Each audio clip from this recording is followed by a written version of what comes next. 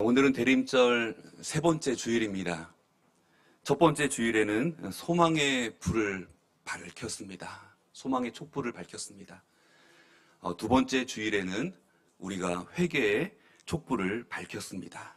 그리고 오늘 밝혀진 세 번째 초는 기쁨을 의미하는 촛불입니다. 사람들마다 기쁘게 살기를 원하고 있습니다.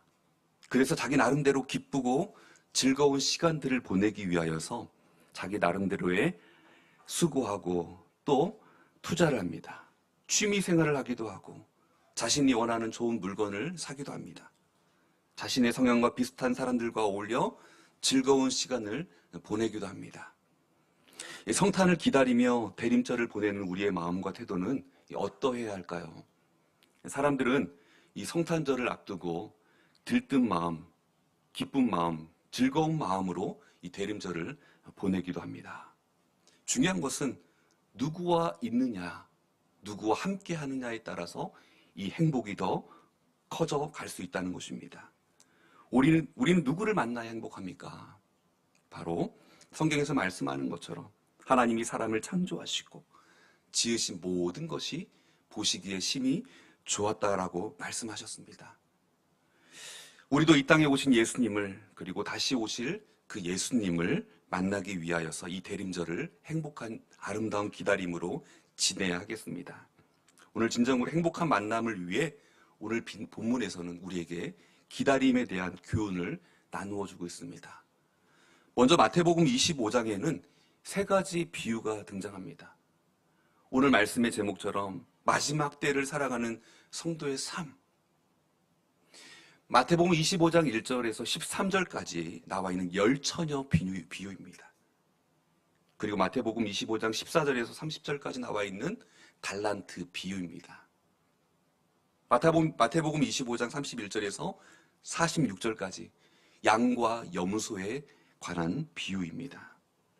이 비유들이 쓰여졌을 때 마지막 때를 살아가는 성도들의 삶의 자세가 그리스도의 그 재림과 하나님 나라를 어떻게 준비해야 하는가에 대해서 교훈을 주고 있습니다.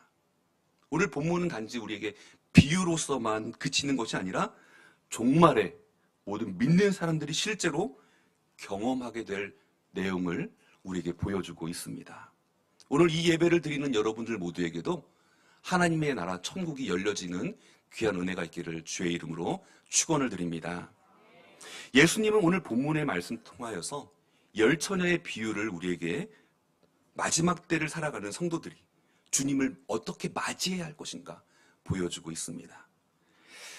우리가 잘 아는 것처럼 오늘 당시 결혼 풍습을 보면 유대인들은 이 혼인잔치를 날짜를 결정하여서 먼저는 신랑이 친구들과 함께 신부 집으로 가서 혼례를 치른 이후에 다시 신부와 신부의 친구들과 함께 신랑의 집으로 가서 이 거대한 혼례잔치를 또 치르게 됩니다. 그 기간은 열흘에서 7일 정도 기간을 가지고 열리게 됩니다. 오늘 본문에 나와 있는 열처녀는 바로 신부의 친구들을 이야기합니다. 들러리를 이야기하는 것입니다. 신부의 집으로 오는 그 신랑의 일행들을 맞이하여서 신랑 집에서 벌어지는 그 혼인잔치에 들어가기 위해 기다리고 있는 중입니다. 보통 신랑은 저녁 때 나오게 됩니다. 늦은 저녁에. 언제 나올지 알 수 없습니다. 한밤중이나 새벽이나 신랑이 올 때도 있습니다. 이 신부들의 친구들은요, 반드시 등을 준비하고 신랑을 기다려야 합니다. 오늘 이 열처녀 비유의 말씀, 오늘 본문의 말씀은 열처녀의 사명을 통해서 우리의 기다림이 미련함으로 끝날 수도 있고 슬기로움으로 칭찬을 받을 수도 있다는 것을 보여주고 있습니다. 오늘 1절과 4절의 말씀에 보면 그때의 천국은 마치 등을 들고 신랑을 맞으러 나간 열처녀와 같다 하리니 그 중에 5은 미련하고 5은 슬기 있는 자라.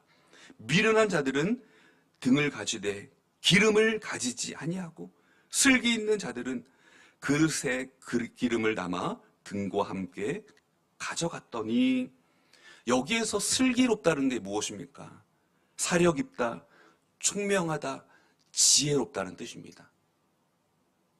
그런데 이들이 슬기로움과 어리석음의 차이가 그녀들의 지식과 학식과는 전혀 관계가 없다는 것입니다. 바로 준비성에 대한 이야기입니다.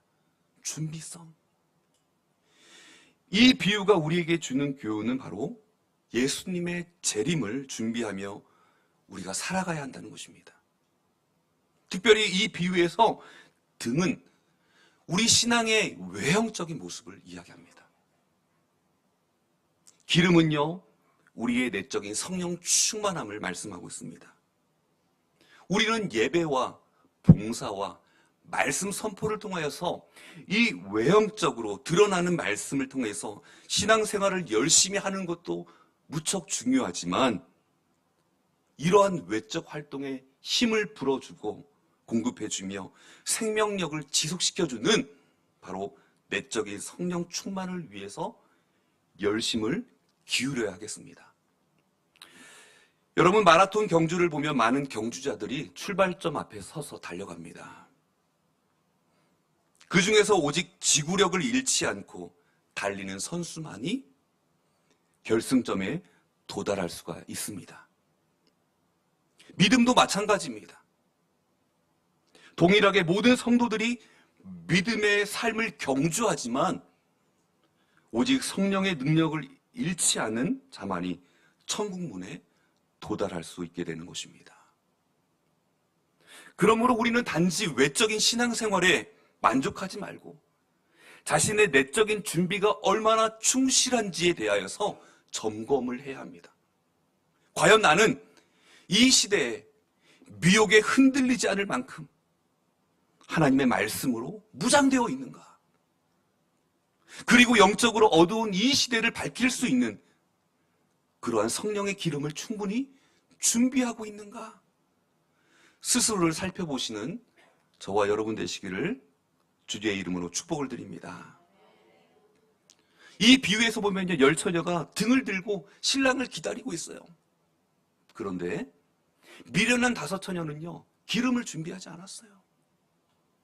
슬기로운 다섯 처녀는요, 그 등과 함께 여분의 기름을 준비하였습니다. 밤늦게 신랑이 왔을 때 기름을 준비한 이 슬기로운 다섯 처녀들은요, 등에다 기름을 가득히 넣어서 등불을 밝힐 때 신랑을 맞이할 수 있게 됩니다. 그러나 기름을 준비하지 못한 이 미련한 다섯 처녀, 그들은 기름을 사러 가는 동안에 신랑이 도착했고 예비하였던 이 처녀들은 신랑과 함께 혼인잔치에 들어가였고 결국 문은 닫히게 되었습니다. 그 후에 남은 처녀들이 와서 문을 두드리며 열어달라고 하지만 이미 닫힌 문은 열려지지가 않습니다. 아무리 애원하였지만 신랑의 대답은 내가 너희를 알지 못하노라. 결국 기름을 준비하지 못하였던 이 미련한 다섯 처녀는 혼인잔치에 영원히 참여할 수 없게 되었습니다. 이 비유에서 신랑을 기다리는 열 처녀는요, 다시 오실 재림의 주님을 기다리는 성도들을 의미합니다. 그리고 이 신랑은요, 예수 그리스도를 의미합니다. 신랑이 신부의 집으로 오셨다는 것은 무엇을 말합니까? 바로 재림을 말씀하고 있습니다. 혼인잔치는요, 최종적인 구원을 뜻합니다. 오늘 5절로 9절에 있는 말씀인데요, 5절로 9절에 있는 말씀 제가 봉독합니다. 신랑이 더디 오므로 다 졸며 잘세. 밤중에 소리가 나되 보라 신랑이로다. 맞으러 나오라 하매 이에 그 처녀들이 다 일어나 등을 준비할세. 여러분, 지혜로운 처녀, 미련한 처녀의 차이점이 무엇입니까? 그것은 기름의 준비였습니다. 지혜로운 다섯 처녀는 기름을 준비하였고 미련한 다섯 처녀는 기름을 준비하지 아니하였다는 것입니다.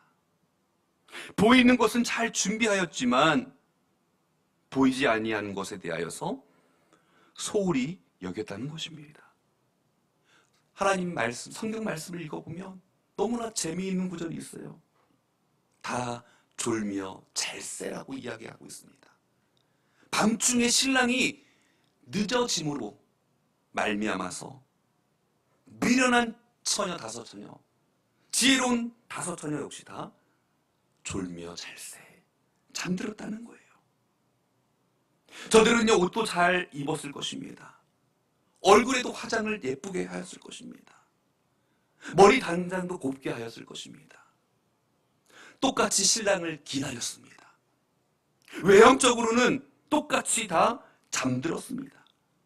그리고 저들에게 손에 들려있는 것, 등을 들고 있습니다. 우리 그림을 함께 보겠습니다. 보시는 것과 같이 지혜로운 다섯 처녀와 미련한 다섯 처녀가 자신들이 눈에 보이는 것은 다 갖추었다는 거예요. 그러나 눈에 보이지 아니하는 것, 그것에 대하여서 저들은 소홀히 여겼다는 것입니다. 등불을 밝힘으로 소모되는 그 기름은 시간적으로 계산을 해서 채워 넣어야지만 그 등불을 밝힐 수가 있습니다. 계속 채워져야지만 그 관심을 기울인다는 것은 자신들의 그 겉으로는 외적인 것들을 치장하고 나아가는 것이 아니라 본질적 내적인 것을 채워 나가야 하는데, 그것을 알지 못하는 미련한 다섯 처녀들은 슬피 울고 있는 것입니다. 이제 이 그림을 보면서 우리가 느끼는 것이 무엇입니까? 그렇다면 이 기름은 무엇을 의미하는가? 기름은 등불을 밝히는 근본 요소로서 신앙생활의 원초적인 힘, 하나님과 영적으로 교제하는 생활, 또한 믿음의 내용을 이야기합니다. 예, 이제 그림을 내려주시기 바랍니다. 이사야 61장 1절 말씀에 보면 이사야 선지자가 이렇게 외칩니다. 주 여호와의 영이 내게 내리셨으니 이는 여호와께서 내게 기름을 부으사 가난한 자에게 아름다운 소식을 전하게 하려 하심이라 했고, 히브리서 1장 9절 말씀에 보면 주께서 의를 사랑하시고 불법을 미워하셨으니 그러므로 하나님 곧 주의 하나님이 즐거움의 기름을 주께 부어 주를 동류들보다 뛰어나게 하셨도다 라고 말씀했습니다. 이로 보건대 성령의 말씀을 통하여서, 이 기름을 통하여서 하나님과 교제하고 그리스도를 주님으로 고백하는 삶을 통하여서 열매 맺는 신앙의 내용이라고 할 수 있습니다. 신앙의 본질을 이야기하고 있는 것입니다. 등만 가진 것은요, 외형적인 형식적인 신앙을 이야기합니다. 그러나 등과 기름을 준비해야 했다는 것은 진실한 믿음, 착하고 충성된 종의 모습입니다. 오늘 교회는 많이 사람들이 다니고 있지만 형식에 더 치우칩니다. 이 형식 속에 내용까지 담겨 있다고 생각합니다. 전혀 그렇지 않습니다. 오늘 신앙의 형식도 중요하지만 신앙의 내용, 신앙의 본질이 있어야 합니다. 수많은 사람들이 교회의 문을 열고 닫습니다. 그리고 교회 안으로 들어옵니다. 그들이 다 구원받고 주님을 기쁨으로 만나지는 않았습니다. 왜 그렇습니까? 교회의 등록이나 세례가 구원의 티켓이 될 수 없다는 것입니다. 모태신앙이나 직분자의 그 자녀라 해도 그것은 바로 등에 불과하다는 것입니다. 중요한 것이 무엇입니까? 그 등에 불을 붙일 수 있는 바로 기름이 있어야 합니다. 이것은 신앙의 행위고 믿음, 성령이라고 이야기하고 있습니다. 주님을 갈망하면서도 마라나타 주 예수여 어시옵소서라고 고백하면서도 기름을 준비하지 아니하는 어리석은 인생이 있습니다. 야고보서의 말씀에 보면 행함이 없는 믿음은 죽은 믿음이라고 말씀하였습니다. 예수님께서도 나더러 주여 주여 하는 자마다 다 천국에 들어갈 것이 아니요 다만 하늘에 계신 내 아버지의 뜻대로 행하는 자라야 들어가리라 말씀하셨습니다. 예수 그리스도를 나의 구주로 나의 하나님으로 고백하지 아니하면 하나님의 나라에 들어갈 수 없다라, 천국에 들어갈 수 없다라고 말씀합니다. 그저 교회에 출석 교인으로서 있을 뿐이다 라고 이야기합니다. 외형적인 이 형식적인 신앙생활은 오늘 기름을 준비하지 아니하는 이 미련한 다섯 처녀와 같은 모습이다라고 이야기합니다. 불법을 행하는 자여, 내가 너를 도무지 알지 못하노니 라고 말씀하시면서 주님은 외면하십니다. 오늘 우리는 예수님의 재림을 깨어 준비해야 될 줄 믿습니다. 오늘 새벽에 이제 목양실에서 이제 말씀을 준비하면서 이제 깜깜한, 아마 시간은 제가 확실히 기억이 나진 않지만요, 깜깜한데 뭐가 막 내리는 거예요. 이렇게 나가서 보니까 눈이었습니다. 눈이 내리는 것을 한참 바라보고 있었어요. 바라보면서 문득 어린 시절에 그 눈이 왔을 때 그 모습을 좀 생각하게 되었습니다. 눈이 한번 소복이 쌓이면요, 이 허리 위까지 눈이 왔습니다. 그래서 저희 시골에서는 그 눈이 많이 왔을 때 그 언덕이 있는데 언덕에서 이제 미끄럼도 타고 또 고드름도 따서 먹고 그 눈을요 뭉쳐가지고 또 눈사람도 만들고 또 갈증이 나면 그 눈을 어떻게 해요? 먹기도 하였습니다. 지금 먹어서는 안 되죠. 이 눈을 보면서 하늘에서 떡가루가 내려오는 것 같아요. 그 순간 입을 벌릴 뻔했어요. 백설기 떡가루. 무슨 말씀을 드리고 싶으냐면 주님이 언제 오실까? 오늘 우리는 다 궁금해요. 주님이 언제 오실까? 저는 개인적으로 묵상했어요. 아, 주님이 오신다는 게 바로 이런 것이구나. 조용히 다들 잠을 자고 있을 때 하얀 눈이 내리는 것과 같이 너무 아름다웠어요. 혹자는요 이야기하기를 아마 수요일 비가 많이 오고 번개가 치는 그날 주님이 오실 것이다 하시는 분도 있어요. 그런데 성경은 뭐라고 기록되어 있습니까? 그 때와 그 시는 아무도 알지 못하니라. 천사들도 그 아들 예수도 알지 못하고 오직 하나님만 아시느니라. 깨어 있으라. 너희는 그 날과 그 때를 알지 못하느니라.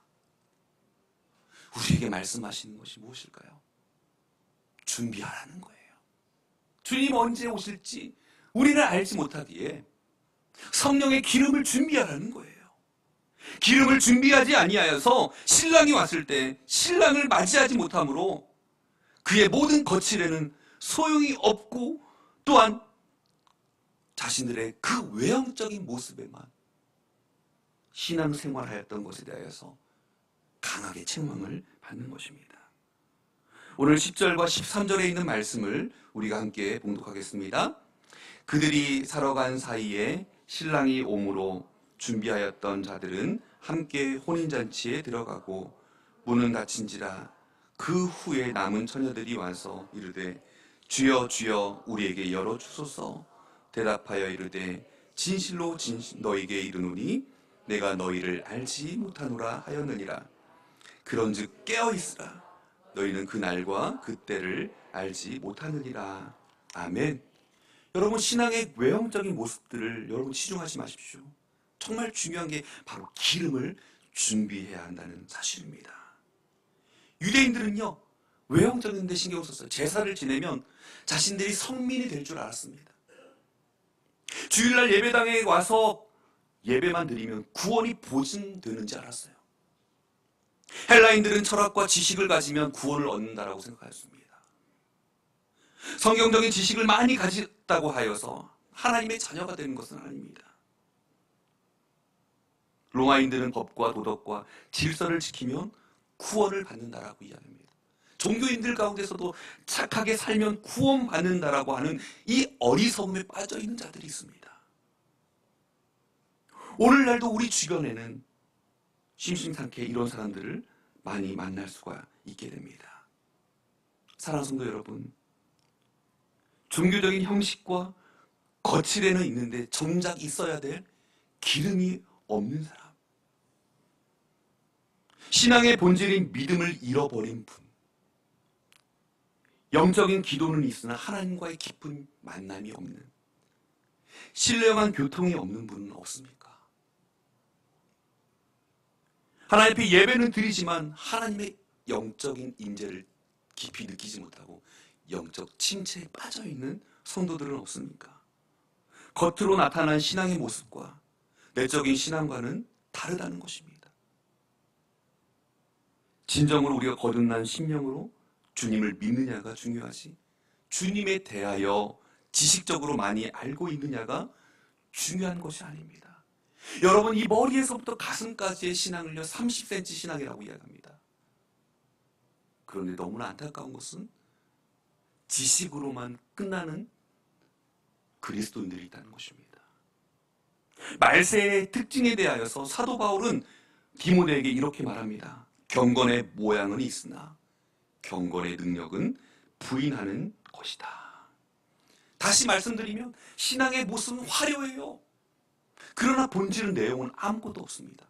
껍질을 벗겨보니 알맹이가 없는 거예요. 그와 같은 모습, 신앙의 모습들. 미련한 다섯 처녀 역시 형식적으로는 완전한 준비를 다 갖춘 것 같으나 신앙의 실제적인 내면을 들여다보니 아무것도 없더라는 거예요. 교회에 똑같이 출석하고 찬송 부르고 사람들 앞에서 열심히 봉사도 하였지만 하나님께 대한 진실한 그 믿음과 소망이 없는, 기쁨이 없는, 바른 신앙의 고백이 없는, 또한 실질적으로 행함이 없는 그런 믿음으로 살았다는 것입니다.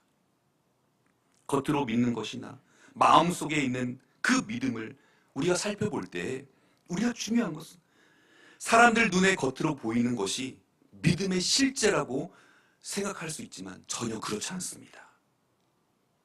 여러분, 우리 신앙생활에서 경계해야 할 게 무엇입니까? 바로 형식주의 신앙입니다.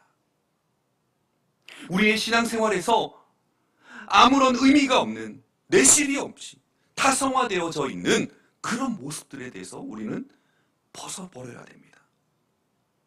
이 타성적인 신앙을 풍자한 이야기로 역사가 H.G. 웰즈가 쓴 단편 소설이 있습니다. 대주교의 죽음이라는 책이었습니다. 근데 이 책을 보면 의미심장한 이야기가 나옵니다. 어느 대주교가 그날 밤도 습관처럼 성당에 들어가 거룩하신 하나님 아버지 하고 기도합니다. 습관적으로 기도하는데 갑자기 눈앞에서 빛이 보이면서 신비한 음성이 들려옵니다. 오냐? 그래, 무슨 일이냐? 하나님의 음성이 들려옵니다. 이 음성을 듣는다는 것은 전혀 예상치 못하였고, 타성적으로 기도하던 대주교는 그 하나님의 음성에 너무 놀란 나머지 그만 심장마비로 죽어버렸습니다. 하나님과 영적인 소통에 관심이 없이 의식적으로, 습관적으로 종교의식에 젖어 살아가는 그한 모습이 바로 외식하는 그 형식주의의 그 모습이라는 것입니다. 오늘 우리가 본문에서 말씀하는 것과 같이 우리에게 원하는 믿음이 있습니다. 그것이 무엇입니까? 바로 우리 신앙 안에 믿음이 충만히 채워지는 그 은혜를 우리가 누려야 된다는 것입니다. 오늘 8절과 9절에 있는 말씀을 우리가 같이 함께 봉독합니다. 미련한 자들이 슬기 있는 자들에게 이르되 우리 등불이 꺼져가니 너희 기름을 좀 나눠달라 하거늘 슬기 있는 자들이 대답하여 이르되 우리와 너희가 쓰기에 다 부족할까 하노니 차라리 파는 자들에게 가서 너희 쓸 것을 사라 하니. 여러분, 그렇습니다. 신랑은 밤늦게 도착하였어요. 그러나 이 어리석은 다섯 처녀들은요, 지혜로운 다섯 처녀에게 기름을 빌려달라고 이야기하는 거예요. 우리가 생각할 때 기름 좀 빌려주면 되는 거 아닌가 생각할 수 있습니다. 너무 야박한 거 아닌가? 좀 나눠 쓸 수 있지? 그러나 그렇게 할 수 없습니다. 지혜로운 다섯 처녀들은요, 이 어리석은 처녀들에게 그 기름을 부탁한 것에 대해 거절합니다.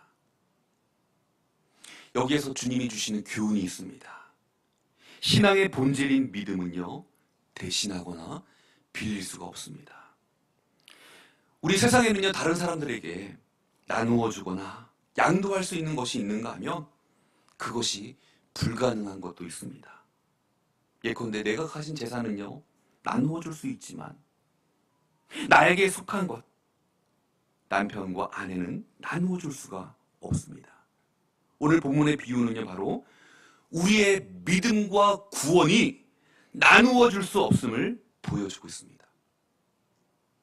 그렇습니다. 사람의 구원은 지극히 개인적인 문제인 것입니다. 어느 누구도 사람의 출생과 죽음에 대하여서 대신할 수 없듯이 영생을 좌우할 믿음과 구원 역시 아무도 대신할 수 없다는 것입니다.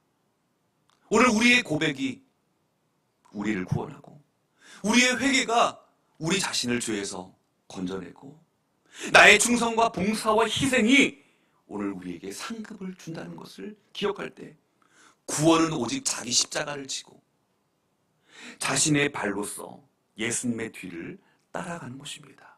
바로 이것이 성도의 삶의 모습입니다. 오늘 신앙생활을 열심히 하는 부인을 둔 믿음 없는 남편들이 잘 하는 말이 있습니다. 아내 치맛자락 붙잡고 천당 가면 되는 거 아니야? 라고 이야기합니다. 그럼 결국 그렇지 않죠. 분명히 말씀드리지만 믿음은 각자 자기의 믿음이 필요하다는 것입니다. 내 신앙은 어디까지나 우리의 신앙입니다. 나의 구원은 나의 구원인 것입니다. 이것은 처음부터 끝까지 오늘 우리의 영혼의 문제, 생명의 문제, 구원의 문제가 누구에게 빌려서도 가져올 수 없고 나누어서도 가질 수가 없는 것이 바로 오늘 각자의 문제요, 나의 문제라는 것입니다. 구원은 1대1이라는 것, 하나님 앞에 독대하는 것입니다. 하나님과 나와의 관계 속에서 개인적인 만남, 개인적인 관계로 이루어져야 하는 것입니다. 시카고의 무디 신학교 총장이었던 조지 스위팅 박사님이 남긴 의미심장한 말이 있습니다. 하나님에게는 자녀만 있지 손자가 없다라고 하였습니다. 인간적으로 말하면 내가 하나님 아버지 하였으니 우리의 자녀들이 하나님 할아버지라고 해야 되는 거 아닙니까? 근데 그렇게 하지 않는다는, 왜 그렇습니까? 나의 주, 나의 하나님을 믿는 것. 우리 한 사람 한 사람이 개인적으로 예수 그리스도에 대한 고백을 통하여서 하나님의 자녀가 되는 것입니다. 그렇습니다. 신앙의 삶은 누구도 대신할 수가 없습니다. 여러분 자신이 하나님을 만나셔야 합니다. 내 자신이 거듭난 경험이 있어야 합니다. 내 자신이 예수 그리스도 앞에 무릎을 꿇어야 합니다. 나의 구주로 고백해야 합니다.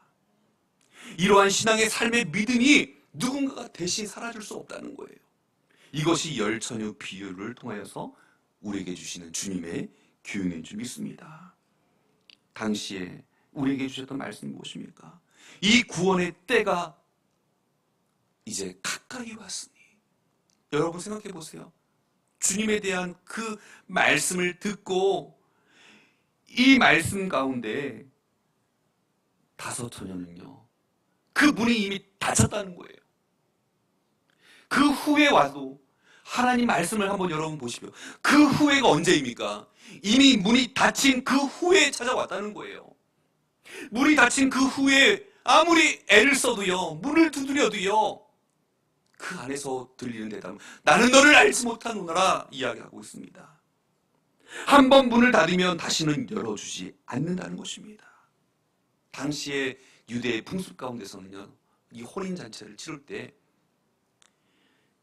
강도와 도둑의 위협을 막기 위해서 문을 굳게 닫아 걸었다는 것입니다. 여러분, 구원에는 다 때가 있습니다. 결국 우리가 이 말씀을 통하여서 알 수 있는 것은 하나님은 모든 사람이 구원을 받기를 원하시고 그 모든 사람에게 구원의 기회를 주시지만 그렇다고 해서 그 구원의 문을 무한정 열어둘 수가 없는 것입니다. 하나님은 정하신 때가 되면 구원의 문을 닫으십니다. 그리고 그 때가 지나면 아무리 구원의 문을 열어달라고 애원하고 용을 써도 더 이상 구원의 문은 열리지 않습니다. 그것은 마치 하나님께서 노아 당시의 사람들에게 기회를 주셨지만 그 100여 년이란 세월 동안 기회를 주셨는데 노아가 방주로 들어간 후에 그 방주문을 친히 닫으시고 열어주시지 않은 것과 같습니다. 이처럼 구원의 문은 일단 닫으면 누구도 열 수가 없습니다. 그럼에도 불구하고 많은 사람들이 하나님의 은혜와 구원의 문이 영원히 열려 있을 것으로 착각하고 있는 것은 너무나 안타까운 일입니다. 오늘 미련한 다섯 처녀는요, 신랑 맞을 준비를 소홀히 함으로써 그토록 기다리던 혼인잔치에 참여하는 축복을 영원히 놓치지 않았습니까? 여러분, 예수님께서 재림하실 때 말씀과 기도와 성령의 열매를 맺는 삶을 소홀히 하다가 결국 구원에 들어가지 못하는 사람들이 아마 적지 않을 것입니다. 그러므로 여러분들은 이처럼 성도들로서 마땅한 삶, 하나님의 말씀과 기도로 성령의 열매를 맺는 귀한 삶을 살아가시길, 기쁨의 삶을 누리시기를 주님의 이름으로 축원을 드립니다. 기도하시겠습니다.